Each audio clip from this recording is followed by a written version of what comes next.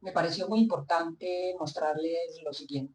Son unos datos que debemos tener en cuenta porque aquí en Colombia muchos no tienen memoria y los que no vivieron esta época se la contaron, pero se la contaron de una manera muy diferente porque la izquierda radical que al día de hoy mal gobierna a Colombia cambiaron la historia, la contaron a punta de mentiras, utilizaron puras mentiras para así engañar a los jóvenes que no vivieron el antes y el después de Álvaro Uribe Vélez, porque la realidad es la que vamos a ver aquí en esta entrevista que le hicieron al mejor presidente que ha tenido nuestra patria colombiana llamado Álvaro Uribe Vélez. Esta es la realidad, son datos reales, datos que ustedes mismos pueden verificar. Son datos que no están maquillados como los datos que da el guerrillero dictador al día de hoy que malgobierna a Colombia. Datos maquillados para engañar a sus idiotas útiles. Miremos esta entrevista. Datos reales, datos verificables. Hay cosas que son inequívocas y yo le decía a usted que usted dejará un gran legado. Quiero leer estas cifras, que son cifras de su mandato. El secuestro se redujo de 2.282 a 213 casos por año. Los homicidios disminuyeron de 29.000 a 16.000. La inflación era del 7% en el 2002 y pasó al 2% al final de su mandato.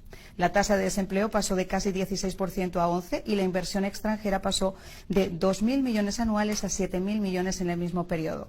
El Producto Interno Bruto creció un promedio de 4,47% al año y Colombia fue uno de solo 3 países que tuvieron un crecimiento económico positivo durante la crisis mundial del 2008.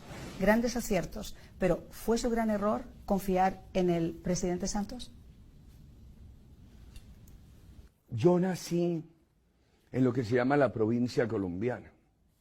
Yo me crié entre campesinos, productores de café, trabajadores cafeteros, de panela, que es azúcar, morena, etcétera. Gentes cumplidoras de la palabra. Entonces uno se formó en un ambiente de confianza en la gente. Tuvimos toda la confianza. ¿Saben qué me duele? Me duele Colombia. Que nosotros le dejamos al gobierno anterior una herencia que habría podido tener un crecimiento estable superior al 5%. Cuando tú lees esas cifras, uno es vanidoso, entonces tiene que recordar esto. Nosotros ya habíamos llegado a crecer al 7%, con una política llamada seguridad, austeridad en el Estado, promoción de inversiones. Estábamos reduciendo sustancialmente la pobreza. ¿Sabes qué nos frenó a nosotros ese éxito?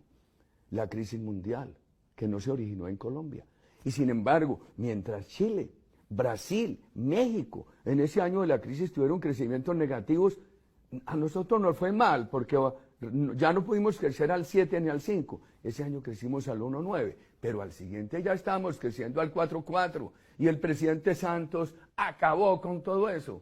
Dejó al país en unas circunstancias tremendamente deterioradas.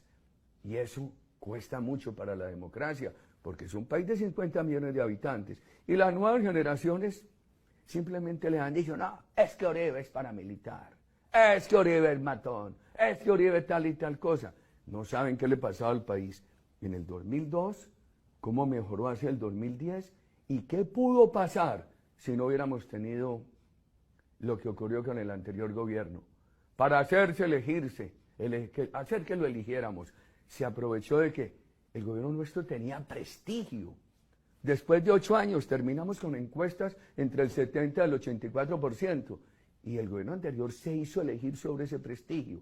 Y apenas lo era la voz más opositora a Chávez en el continente. Eso quería hablar. Y a la semana de haber llegado a la presidencia, declaró a Chávez el mejor amigo. Y durante 7 años lo que hizo fue asumir una actitud permisiva con la tiranía.